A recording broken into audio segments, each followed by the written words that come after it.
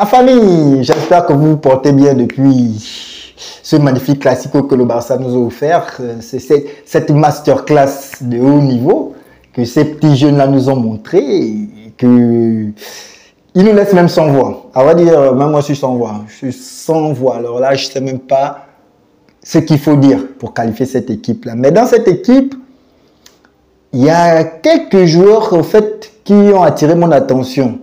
Comme j'ai depuis le début de saison, on regarde tous ces mêmes matchs. Voilà, il y a quelques joueurs qui ont attiré mon attention. Déjà, on a notre pépite. Je dis bien notre pépite.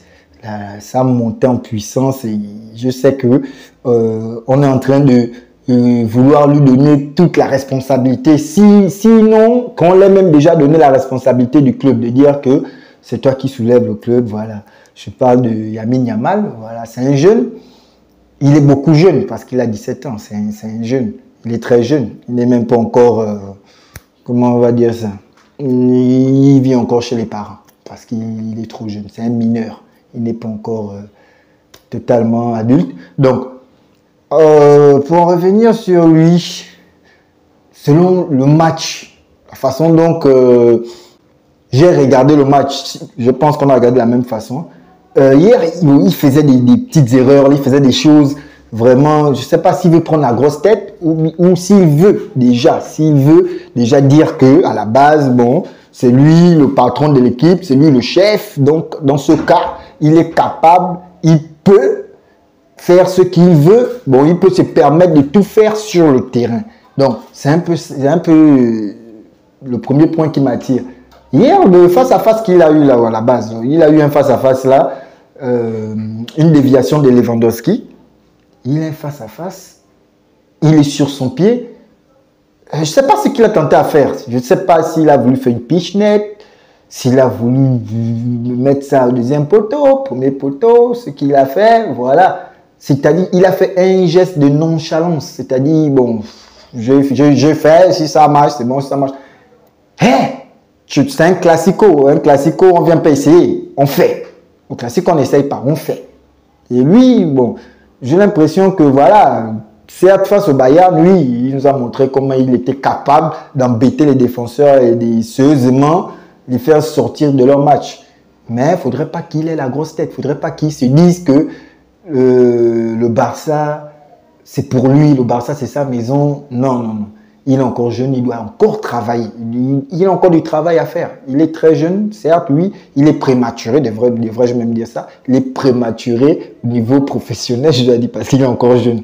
Mais il ne doit pas se pousser déjà, parce qu'hier, il a fait des gestes, il a fait vraiment, je ne sais pas, une première mi-temps, elle était carrément off. Sa première mi-temps était carrément, alors là, nulle. Là, ouais, là je n'ai pas peur de le dire, sa première mi-temps était nulle. Là, il y a mal, la première mi-temps, il était nonchalant. Voilà, deuxième mi-temps, il est venu, voilà, il a essayé de se rattraper, il est remonté, il a mis un but, voilà, ce qui est bien. Voilà, il s'est battu, il a bien fait les choses, il a été dans le combat, dans le pressing, voilà, il a eu des trucs déterminants. Très bien, il a marqué, mais je pense que ses oreilles ont été tirées parce que, vu la première mi-temps qu'il a eu à faire et la deuxième mi-temps, c'est deux joueurs différents qui ont joué. La première mi-temps, je ne sais pas si c'était le stress, mais ça peut pas être le stress parce que ça fait 4 classicos qu'il joue. Je ne pense pas qu'il doit être stressé. Il a joué au Bernabeu 2 fois, il nous campe 2 fois. Donc, il a joué cette équipe-là 4 fois. Donc, je ne pense pas que c'est le stress. Non, il n'est pas stressé. Je pense que, à mon avis, voilà, il veut maintenant un peu trop se la pousser, comme on dit. Mais cela, pour éviter que ça impacte beaucoup sur sa, comment dire ça, sur sa carrière, il n'avait encore qu'à travailler, se dire que c'est le travail d'abord. Après, plus tard, il pourra faire ce qu'il veut. Voilà, donc c'était un peu ça pour le premier point. Le deuxième point, c'est Rafinha. Rafinha, lui, je vous mens pas. Rafinha, depuis l'ère Xavi, c'est un joueur qui m'a toujours... je l'ai toujours vu comme un joueur de quartier, voilà. Voilà, je l'ai vu comme ça. Bon, c'est un Brésilien, il a toujours l'esprit de celui qui joue au quartier. Voilà, il n'a pas l'esprit pro. Voilà, depuis l'ère Xavi. Parce que c'est comme ça que moi, il me produisait. Tous ces matchs se produisaient de la même façon. il essaie des dribbles qui ne marchent pas. Voilà, il ne sait pas finir devant les poteaux. Il ne sait pas se battre pour au moins essayer d'évoluer. Voilà, depuis l'ère Xavi, c'est comme ça que je le voyais. Mais depuis l'ère du flic, il a pris une autre dimension. Il est monté vraiment, vraiment. Alors là, il est monté en régime. Là, oui. Là, il a pris une autre dimension. Là, Rafinha, chapeau. Là, sur toi, j'avais des doutes, mais je pense qu'il a pris conscience et il s'est mis au travail. Et il continue. Il travaille toujours, même si il a toujours ces petits déchets là. Mais c'est déjà ça. C'est déjà ça. Il est déjà dedans. Quand tu regardes Rafinha, Rafinha, il est déjà dedans. Alors là, oui. Là, je peux dire Rafinha. Oui, oui. Je pense que au fur et à mesure que la saison va avancer, il va nous montrer des très belles choses. Des très, très belles choses. Alors là, Rafinha, ouais, je suis d'accord. Le troisième point, c'est sur Casado. Casado. Je me suis demandé, c'est qui ce Casado? C'est pas comme Olomo, bon. Olmo, autant pour moi. Olmo, lui, c'est un joueur qu'on connaît déjà. Lui, alors là, il est rentré hier, là, vraiment, il a fait son truc. Lui, il sait ce qu'il faut faire sur le terrain. Il est un peu comme Kamavinga, voilà. Kamavinga au Real, il sait ce qu'il doit faire sur le terrain. Il connaît sa position, il connaît son jeu, il sait comment il doit jouer. Et c'est comme ça que Kolomo, lui, il est pareil. Olmo, autant pour moi, excusez-moi. Olmo, bon, c'est un peu ça. Olmo, c'est comme ça qu'il est. Lui, il sait ce qu'il vient faire sur le terrain, il sait d'où il doit se placer, il sait ce qu'il doit faire. Ça, il n'y a pas à discuter. Mais Casado, il a un carton jaune en première mi-temps, deuxième mi-temps, il vient sur le terrain, le flic le laisse. Je doute même, hein. Quelque part j'ai douté. Si tu laisses faire sortir Casado, il a un jaune, il peut prendre un rouge, ou un autre jaune après un rouge. Je lui fais sortir Casado. Et tu laisses Pedri sur le terrain. Non, il fait sortir Pedri. Il fait sortir Fermin Lopez. Déjà, Fermin Lopez, qui est un joueur qui joue plus de l'avant, voilà, qui se projette, il les fait sortir et qui est assez rapide. Je pense qu'il est plus rapide que Pedri. Voilà, il est plus rapide que Pedri. Mais Pedri, lui, il a, je peux dire, un peu plus la lecture du jeu par rapport à Fermin Lopez. Mais Fermin Lopez, il apporte le surplus dans la surface adverse. C'est ça, là. Avec bon, la différence des deux, je pense bien. Mais Casado, lorsqu'il vient sur le terrain, c'est un jeune, lui, comme je dis, toute l'équipe du Barça, elle est très jeune.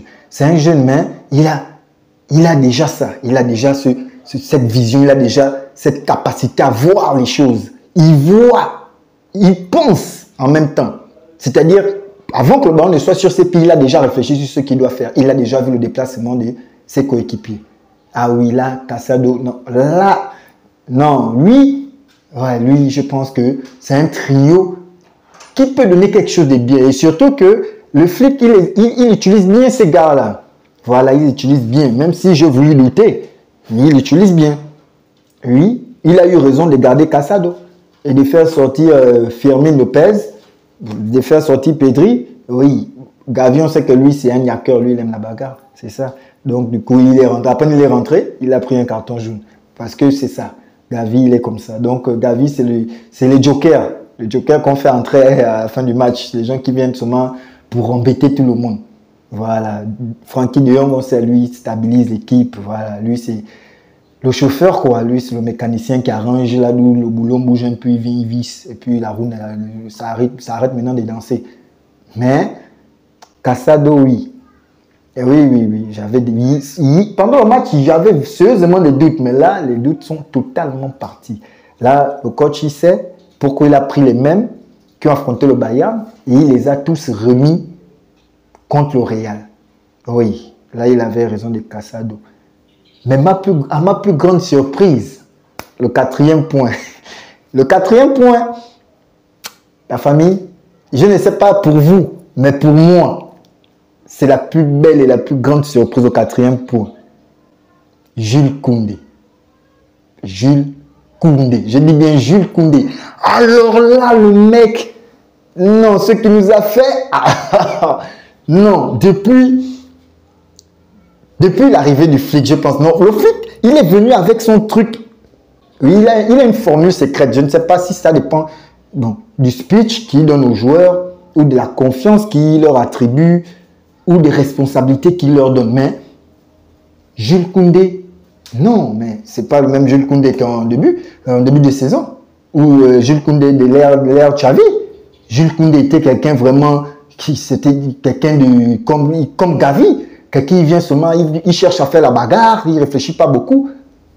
Là, Koundé, en Ligue des Champions, premièrement, face au Bayern, il te sort de ces gestes techniques. Mais moi, je me dis, mais wow, qui es-tu? Jules Koundé, qui es-tu? Il te sort des gestes techniques? Non. Des crochets, des roulades, je ne sais pas, même des passements de jambes ou passements de pieds. En tout cas, il te fait quelque chose. Je dis, Jules Koundé, waouh! Il te fait des contrôles, il arrive à garder son calme, il ne panique plus comme, je ne sais pas, en 98. Là, il ne panique plus rien. Non, là, il est tranquillement posé. Il arrive à être technique, il arrive à réfléchir, il arrive à faire des passes, il arrive à anticiper. Hier, il te marque Vinicius, il sait qu'il n'est pas plus rapide que Vinicius. Et Vinicius aussi le sait, que je suis pas plus rapide, que Koundé n'est pas plus rapide que moi. Mais il était là collé à un petit niveau où il m'a fait penser à Ronjo, notre défenseur central qui est à l'infirmerie. Parce que pendant les classicos, à Ronjo, quand il t'attrape Vinicius, il te le colle.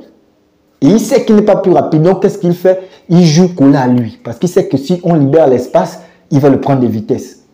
Mais là, Jules Koundé, non seulement il est monté intellectuellement, mais physiquement aussi. Parce qu'il me surprend. C'est carrément la surprise. Lui, c'est ma grande surprise. Jules Koundé, non, le français, là, il m'a surpris, ce français. Là, j'avoue, oui. Lui, c'est quelqu'un que je ne m'attendais même pas. Parmi tous les joueurs du Barça, c'est le seul que je ne m'attendais même pas qu'il puisse prendre un tel niveau. Et là, Jules Koundé, lui, il est au niveau. Là, pour moi, pour vous, je ne sais pas, vous allez me le dire en commentaire, mais pour moi, Jules Koundé, il est au niveau. Jules Koundé est au niveau. Et il est au niveau de l'équipe. Ce qui est l'inverse de Baldé. Baldé, notre latéral droit, là, ce qui est différent de lui. Lui, c'est quelqu'un qui arrive, comment dire ça, à courir. Il peut courir, il passe au stade. Voilà, il court beaucoup. Mais il ne suffit pas de faire des longues courses. Il faut réfléchir dans la course.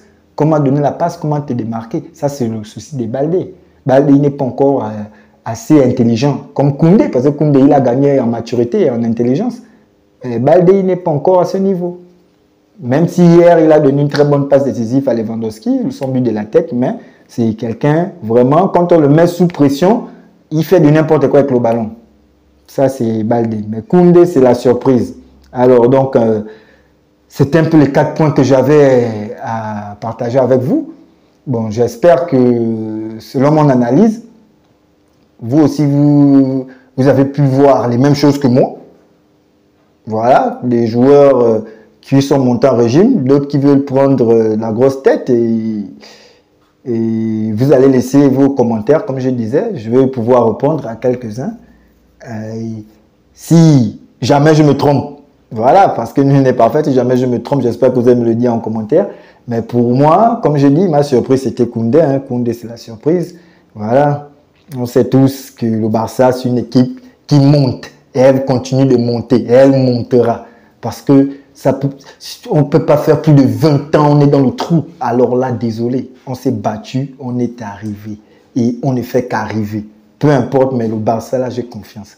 C'est le Barça, la famille. Vista Barça, Força Barça. C'est le Barça qui gagne. Ça, j'ai toujours dit ça. Le Barça, je suis avec eux dans les bons, dans les mauvais, dans les meilleurs.